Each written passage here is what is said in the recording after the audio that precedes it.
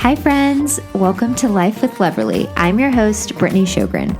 I'm excited to share my heart with you beyond the 15 seconds we get on Instagram.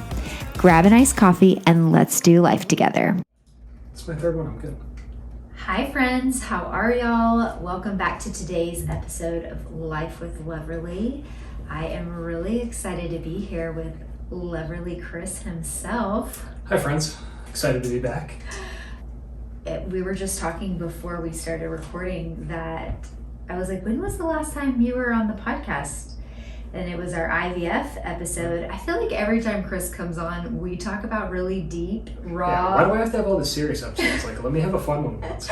We'll bring you back for a fun one, but today we wanted to talk about your sobriety, which is so exciting. Chris is coming up on 9 years of being sober. Yeah, June 15th, 9 years. I love that. It's kind of crazy. We'll get into this a little bit, but we were friends before you got sober, but then we started dating after you got sober. So we've never been in like a relationship where like alcohol was present from you. Yeah.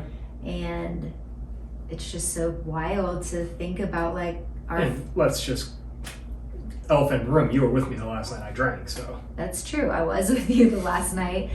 We were out in Virginia Highlands and Chris was like, okay, like let's get shots. Everybody like wants shots. What do you want? And I had like a blank moment. Yeah. And like lapse of judgment, honestly. And I was like, let's do Irish car bombs because you're from Massachusetts. And like maybe, like I don't know why Irish car bomb felt like a good shot to have. It was a terrible decision. Yes, because I ended up not even really wanting to drink that. We were with a bunch of other friends. I think you probably had I was with way one too friend. many. Yeah, and I ended up drinking a lot of them, so. We'll get into Anyway, here we are. But we shared last year on the Loverly Great Instagram about like Chris's sobriety. There's a whole saved highlight if you want to like watch Chris tell his story that you can go to on Loverly Gray. In the highlights it says sober, and we didn't really know how people would take that. It's a very like real part of Chris's story and part of our story, and what we've learned from sharing that is it's helped so many people.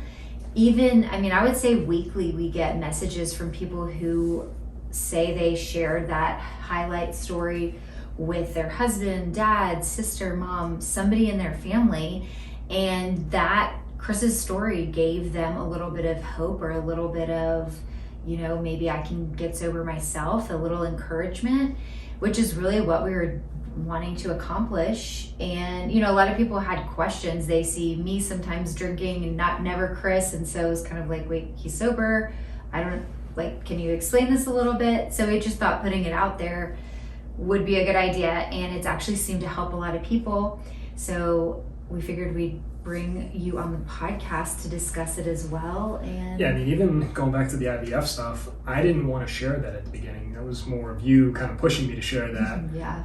And then I saw the positive impact it had and decided, wow, that was actually really beneficial. And then obviously going with the sobriety story as well, seeing that it did impact people and did have a positive impact, it was kind of nice. It is crazy, not to get off topic here, but with the IVF podcast, we recently had a friend tell us that they shared the podcast where Chris, because we've got a few different IVF podcasts out there, but Chris's episode from the husband's point of view was all from the husband's point of view, which, you know, it's never talked about. And no. I get why, but it needs to be talked about more because it is hard. Obviously, it's hard for, you know, the moms out there, or soon to be moms, hopefully. But it's hard on the dads too. So I think it was good to kind of share that aspect of it. But I think getting that feedback from the couple being like, I feel at peace because I heard like a guy's point of view. And so that I feel like gave similar you feelings, some like courage to, okay, like, thank you. I'm glad we shared, even though it was like hard and going through it was like difficult and raw, but I don't know. So today we wanted to just talk to you a little bit about Chris's sobriety. He's going to share his story, a little bit about his why, a few tips. We've got some really great things to cover today. So let's get started. All right, so where do you want to start? I guess, why did you decide to become sober? So my mantra for sobriety, and I'll get into it a little bit more, but the thing that I always fall back on is 1 is too many and 100's not enough. And every time I think about drinking again, that's what I always go back to. And to kind of get a little deeper on that, I was never the guy that was going to go out and have a beer at dinner, a glass of wine at dinner. We'll go out and have, a drink. That wasn't kind of my speed. It was more of a, if I'm going out, I'm going out hard. Whether that's a Tuesday night, a Saturday night, it didn't really matter. And I struggled with the self-control to stop myself at 1. Now again, that's, not every night, but I'd say the vast majority that was the trajectory I went on, where I just went hard. And one day I woke up and decided, I'm not doing that anymore. And again, that was, call it years of drinking that led to that decision, but I kind of woke up on a whim one day and said, all right, enough's enough. I'm not drinking anymore. Yeah, I remember we were sitting in a bar at like a work function. It's funny, I tell my sober story to her at a bar. But. Yeah, and we were at like a work happy hour, and we just happened to be like sitting next to each other, and for probably 2 hours, it was just Chris and I sitting at the bar. He wasn't drinking, which was not like him at like a work happy hour. And I was like, what's going on? And he's like, yeah, I think I'm gonna stop drinking. Like I just don't want to drink anymore. And he went into just like the why behind it. And we sat there for so long. And it's funny because we left and went our separate ways that night. But from that point forward, we have never stopped texting. Yeah. That was like, he texted me and was like, hey, did you get home okay? And we were coworkers. So it wasn't like that odd, but I feel like you had just opened up to me. I kind of like, there was like some feelings happening anyway. And so then the fact that he just opened up to me, and then I was like, yeah, I made it home. And then it was just like, we just like picked up the conversation, just kept on talking, and never stopped. Here we are. But yeah, to kind of go back a little bit further into the why, I have a very addictive personality. It's kind of a family trait. We're all, whatever your vice is, we're all addicted to it. But a family of alcoholics. My dad was in AA for a long time. My brother was in AA for a long time. Uncles, the whole gambit. Irish Catholics, we drank. And I always knew that, they tell you you have the gene for it. I always knew I had the gene. And eventually one day I might have to stop. But I was never the guy who was going to go out and, get drunk and fight a bunch of people. I was never the violent type. I was never the destructive type or anything like that. I was just I enjoyed being the life of the party. I enjoyed being the guy who could, for every drink you had, I could have 2 to 3. You were very like happy and Yes. outgoing. It was like a mood, like there was never any like negative I'm sure there were some negatives. There were some negatives. But like you said, it didn't end up in a fight or anything like that. Yeah, and I think the biggest thing was just when I finally decided, all right, enough's enough. I had enough, party memories. I had enough, nights that we kind of want to forget, kind of don't want to forget. But I had enough, to last a lifetime. We'll just say that. And I woke up the last night of drinking with her and decided, I think I'm done. I'm not going to drink anymore. And kind of how that started was just, I'm not going to drink today. And then it was, make it through a day, and then it was the next day. All right, I'm not going to drink today. And, then just that kind of kept going, and 9 years later, we're here. Yeah, I feel like that's been the biggest thing in your story, and in like times where we've gone through like hardships or trials, and normally it would be like, I'm gonna pour a glass of wine, or I'm gonna have a beer. Like, you've had to actively make the decision, while this is really hard and society would say like, just have a drink it off. You've been like, I'm not having a drink today. Yeah. To keep up with it. And I feel like you're very competitive, so there's a little bit of you that's probably like, I don't want to give up everything I've worked so hard for. Oh yeah. And it kind of started, it was like I said, I don't want to drink today. And then I had a conversation with my brother who had been sober a couple of years before I got sober. And the way he put it was, yeah, you're not a fighter, you're not destructive, but you don't make the best decisions when you're drinking, which was very fair. And he phrased it like this. He said, if you had, a glass of Coke and you drank that and it could impair you to make a dumb decision, would you keep drinking Coke? I said, no. He goes, then why are you still drinking? I said, fair enough. And that was kind of how it all started. So I started talking to him a little bit more, seeing what worked for him on how he got sober at the beginning. His journey was definitely different than mine, but it was nice to have someone to talk to. So we'll get into that in a little bit here, but it was nice to have him at the beginning where I could reach out and be like, hey, what did you do in this situation? Or, we'd go to football games and I'd always tailgate. What did you do to be able to still allow yourself to have those moments and still have fun, but find an alternate, way of doing it so you're not thinking about drinking the entire time.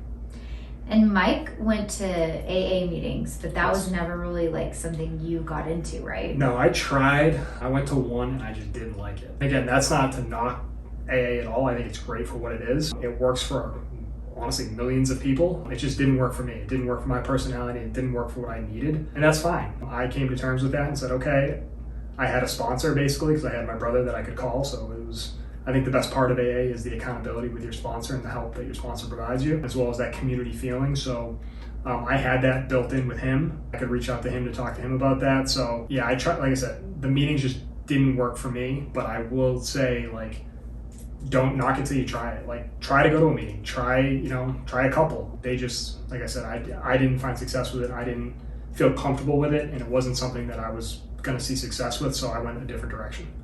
So one thing I feel like I noticed, and I think you also really noticed, were a lot of positive changes that kind of started happening to you after you stopped drinking. After every day you were just like, I'm not having a drink today.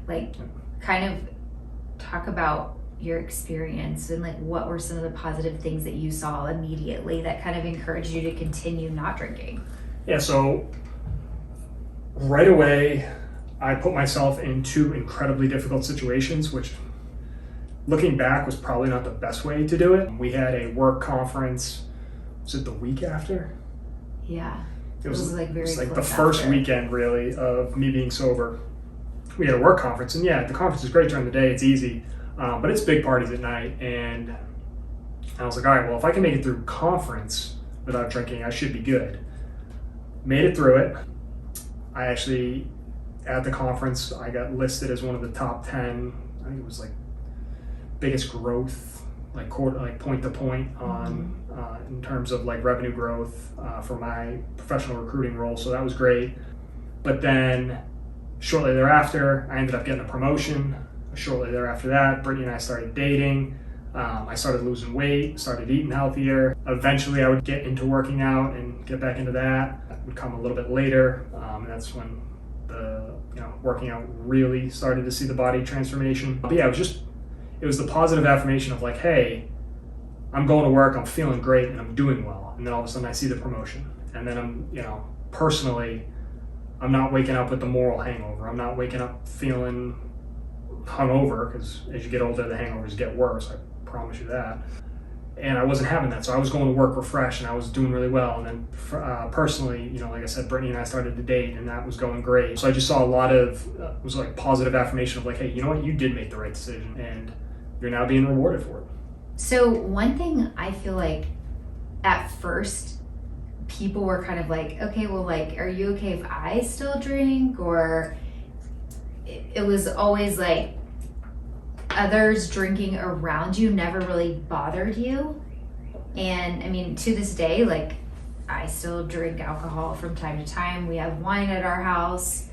But how would you say, because I feel that's a common thing where it's okay, you're stopping drinking, but now does everybody around you have to stop drinking?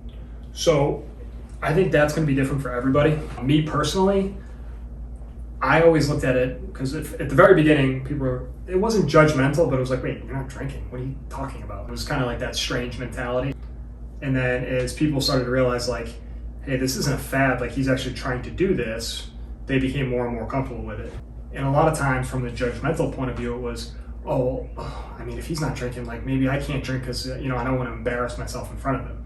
And what I would always tell people back is there's literally nothing you can do that I haven't done worse in terms of embarrassing yourself. So, college fraternity brothers will attest to that. But yeah, I was always I would put myself in situations where, people were going to be drinking. If I was having a tough day, especially early on, I would avoid that situation. I was looking for hobbies that I didn't naturally associate with drinking.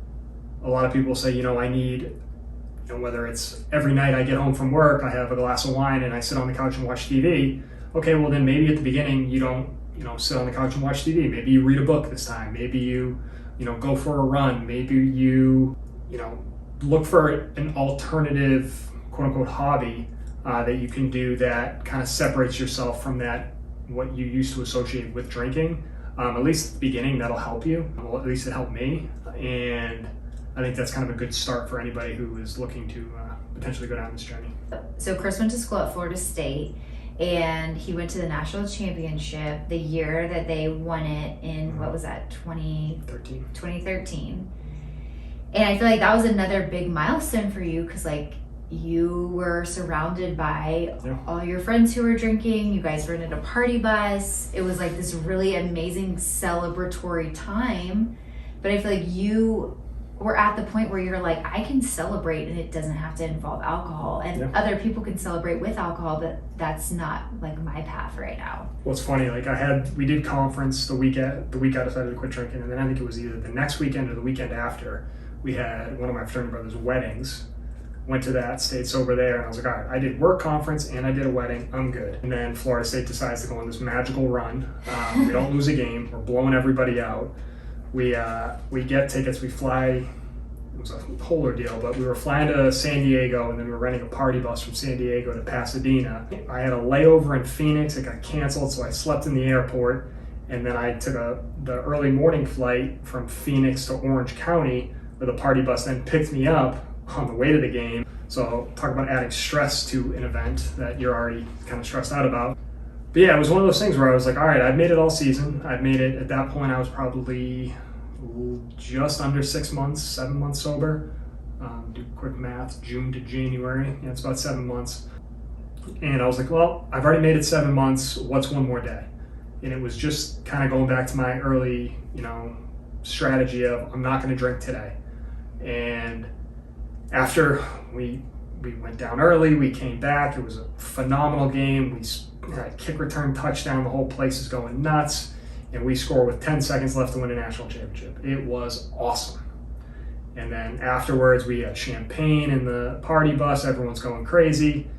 And I didn't drink. And that's when a lot of my friends, too, were to the point where they were like, hey, it was more commending at that point of hey, you're actually doing this. You're going to be sober. That's awesome. A lot of support started coming from that, and then it was just like I said, take it, I'm not gonna have a drink today, and that's what I did, and I ended up sleeping on the party bus on the way back, so I was a little tired. It was a long day. Do you think that you remember parts of the game better than you would have? Oh, I wouldn't have remembered the game. So yeah, going back to my one's too many and 100's not enough, I would have been doing beer monsters. I would have been, let's actually go back to college. We used to go to football games.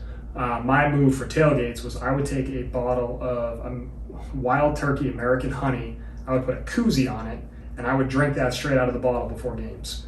So if anybody's ever had Wild Turkey, you know that that's pretty strong, but I would take a bottle of that pretty much by myself before games.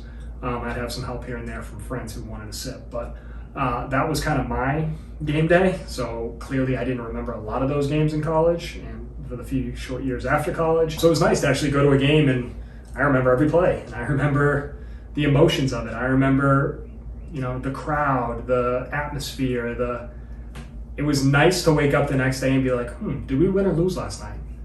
No, we won. That was awesome. So it was definitely a different experience. I want to say it was the first game I went to sober. I don't think I went to a regular season game that year. No, yes I did. I went up to Clemson. When we beat Clemson, I was there for that. We drove up for that, but a little bit different because we weren't supposed to win that game. Yeah, it was just a different experience, and it was kind of nice to be able to remember everything. Yeah, and especially like for your alma mater having the season that they did, and then you weren't drinking that whole season, so you remember so many details about all of those games, which you like wouldn't have.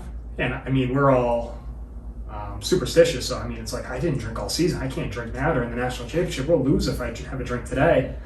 So kind of tricking myself into that was another way I was able to convince everybody. So is it any different for you today, 9 years later, than what it was at like, let's say like year 3? I would say the first year was probably the hardest. By year 3, we were married at that point, right? Mm-hmm. Yeah, because 28, we would have been married. I would say it's definitely different now. At the very beginning, I missed it a lot more than I do now. Now, every now and again, I'll say, I don't miss a Bud Light, I can tell you that for certain. I don't miss a Red Bull vodka.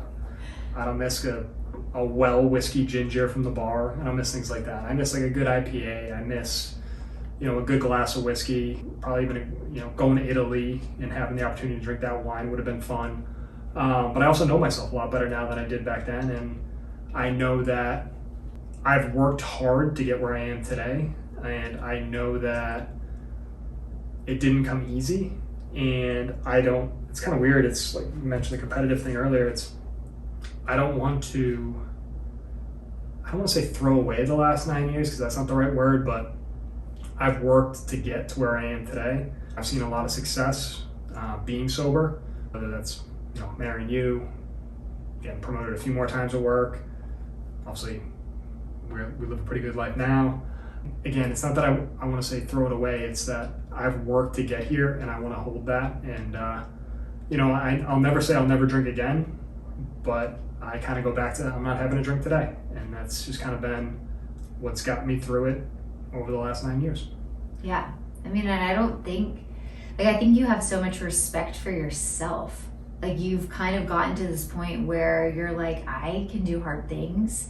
And to start, the first year was really hard and we accomplished that. And this respect that you have of like honoring yourself at this point is what I feel. And you're not, I'm not pressuring you to drink. Nobody around you is pressuring you to like have a drink. And sometimes I feel like we joke and I'm like, oh, like, is there even a drink that's like worth breaking your sobriety over?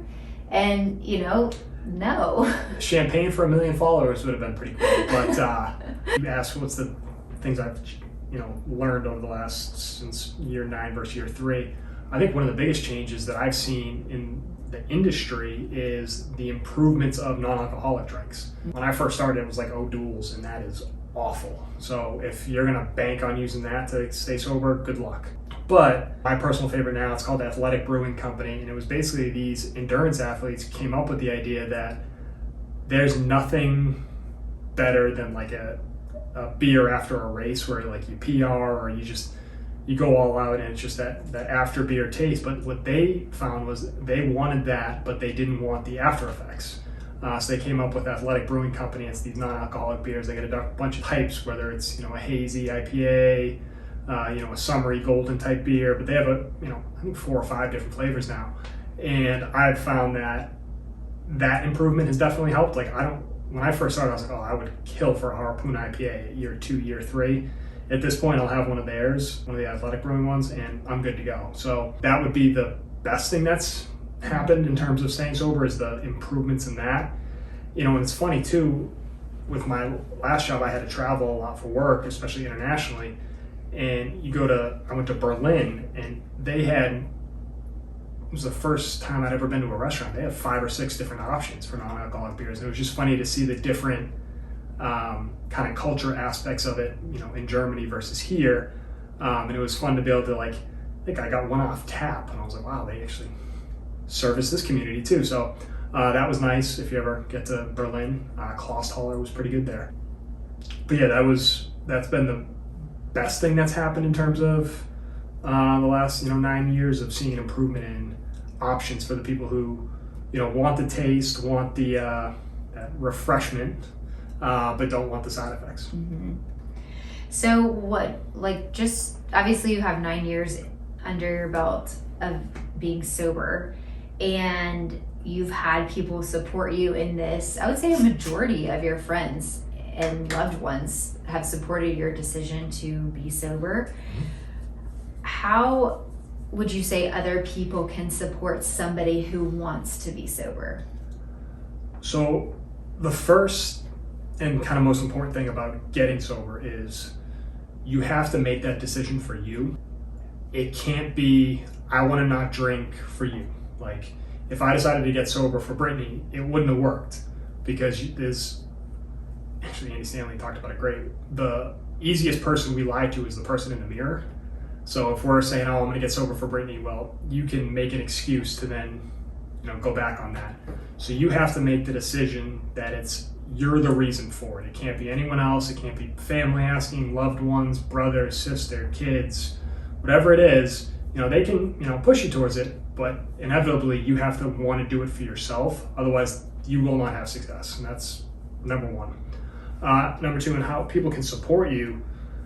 I think the biggest thing is, like, look, it's hard. Don't make it awkward for us. Like, we walk in, especially at the beginning, it was like, we walk into like a house party or we go somewhere and they're like, can I get you a drink? Do you want like a soda? Like, it's just awkward. It's like, no, like, I'm good. Like, don't draw attention to the fact. Yeah, like, don't make it awkward, because then it's, again, I have no problem talking about it now. 9 years ago, I wasn't like an open book, like telling everyone I was sober. Like, I kept it pretty close to the, vest in terms of like telling close friends and things, but I wasn't like walking around broadcasting with a sign that I was, the sober guy. So, respect their space, respect their needs. There's a lot of stress when you first do it, especially if, like I said, I saw positive, engagement early, certain aspects of my life, but, that's not the case for everyone. So, respect that. If someone is trying to go through this, it is difficult. So, added stress is not ideal during that time frame. So, definitely respect them for that.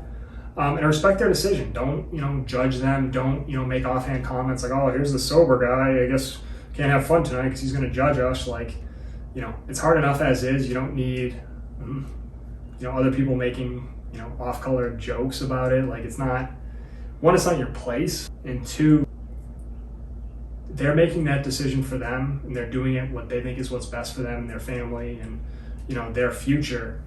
They don't need negativity around them during that time. So, staying positive reinforcement.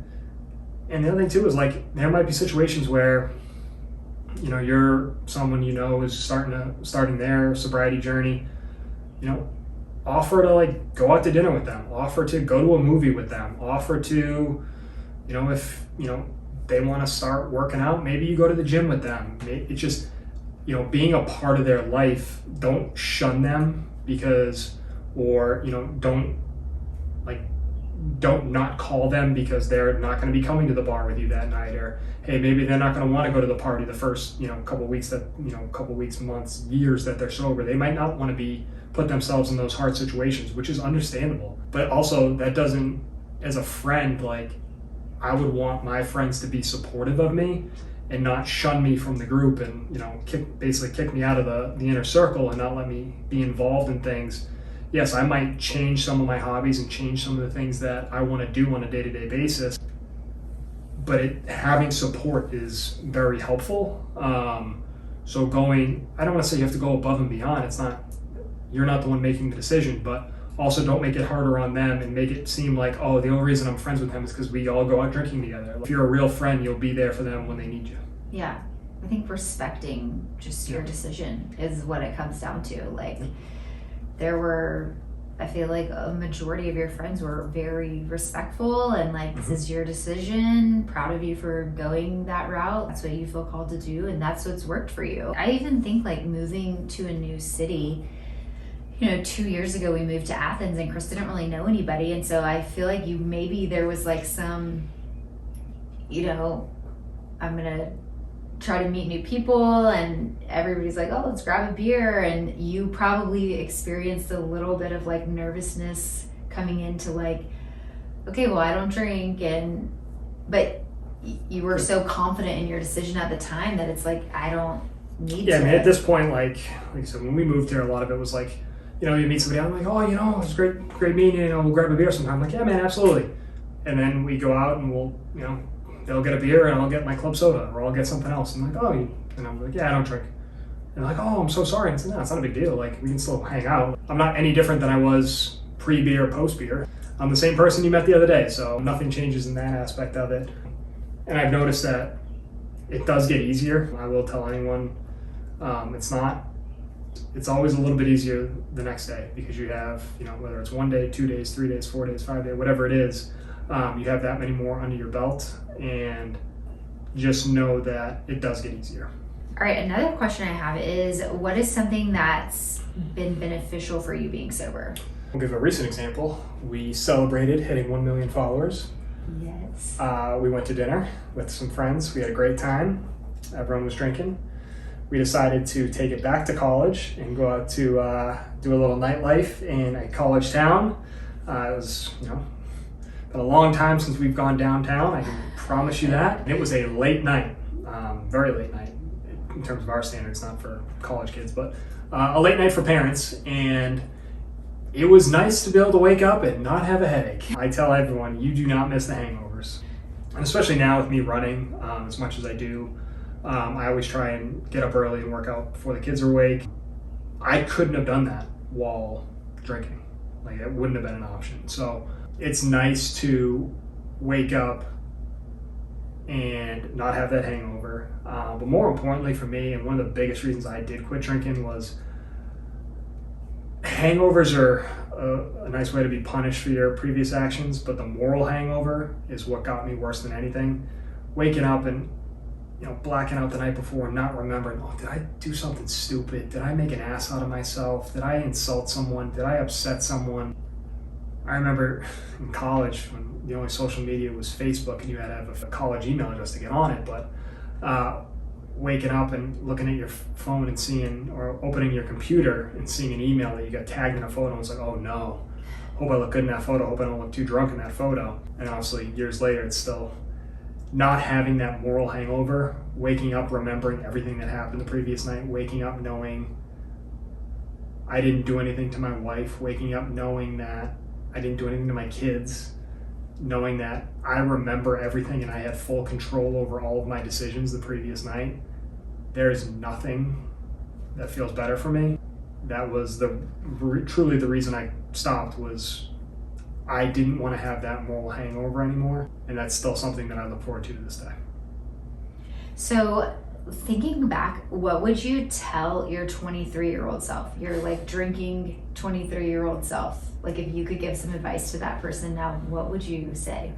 So let's see, it's June, and when I was 23, all right, the summer I turned 23, I went to Vegas, spent way too much time there. We did not do that trip properly for the first time in Vegas. We were hungover for 2 weeks, so that was tough. And I also got a DUI when I was 23, so another reason why I don't drink anymore. I would tell my 23-year-old self, it's okay to have a drink. You don't always have to be the life. You don't always have to be the drunkest one at the party. Maybe that would have changed and I wouldn't be sober today if I told myself that, because I'd still be able to, you know, have just one and not 100. But at the same time, I would tell myself, hey, it's gonna be okay. You're gonna be just fine. 34, 11 years later, you're gonna be just fine. You're gonna be happy. You're gonna have 2 beautiful kids, a beautiful wife, and everything's gonna work out. So yes, maybe if I would have given myself some advice, I'd still be drinking today. But at the same time, I think everything happens for a reason. And I think that I wouldn't change my journey. I wouldn't change my experiences, you know, even including the DUI. It was a costly mistake, but it was a mistake that I learned from. And kind of, I'm at the point where I think everything I've done and everything I've chosen to do has kind of led me to where I am today. And I wouldn't change any of that. Yeah, I think if any, like, I can't even imagine like you drinking now. Like, it's just yeah, it's normalized at this point. Like, it's just something I live with, and I know who I am. I know what my limits are. I know what I'm capable of, what I'm not capable of. And when you're able to do that self-assessment, it makes it a little bit easier. And again, Andy talked about it, last week, but being honest with yourself and asking yourself the question, like, ask yourself, am I an alcoholic? Really? And being able to be truthful with yourself and knowing that you might not like that answer, but accepting that and saying, okay, I am as the Lord made me. And I've accepted that. I know who I am. I'm comfortable with who I am. It was tough early on. It was tough, deciding to do this. But like I said, I don't need to have a drink now I don't need that, the confidence that drinking gave me back then. I needed it back then, but I don't need it anymore. And I'm comfortable with where I'm sitting, and I'm comfortable with the decisions I've made.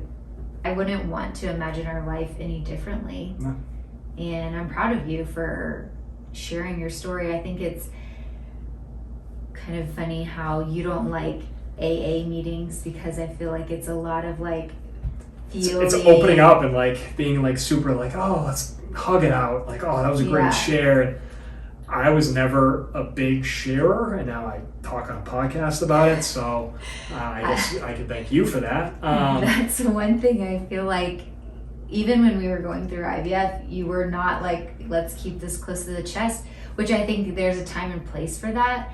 But it's been really cool in my seat to watch you just be so confident in your decision and to be so okay with yourself and pour your heart and soul, and like all of that energy you would spend maybe in the past drinking is now going into something else that you love, with running and with raising a family. And that is, I feel like, you're reaping so many positive benefits that you remember, so I'm just very proud of you as your wife that 9 years later you're still just as confident, and if not even more confident, that this was like the best decision for you and for our family.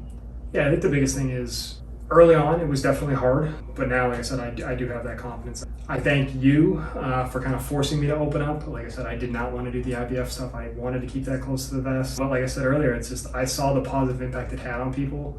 And my hope with this is, if you decide to get sober, everyone's journey is going to be different. I have friends who tried who unfortunately didn't make it. And it's one of those things where I hope that while the IVF stuff, help people, shed a positive light on it, I hope that this sheds a positive light on it, and somebody can, even if it's one person, take something away from it. I feel like it's kind of my duty's not the right word, because that sounds way too serious, but it's my obligation to, say it's going to be okay. And, find a mantra, find a tip, whatever works for you. Like I said, mine's just start with, I'm not having a drink today, and take it one day at a time. It sounds corny, I know. But it's worked. It's like, it worked. It literally worked. Yeah, and it was, especially at the beginning, it was, I'm not going to have a drink today.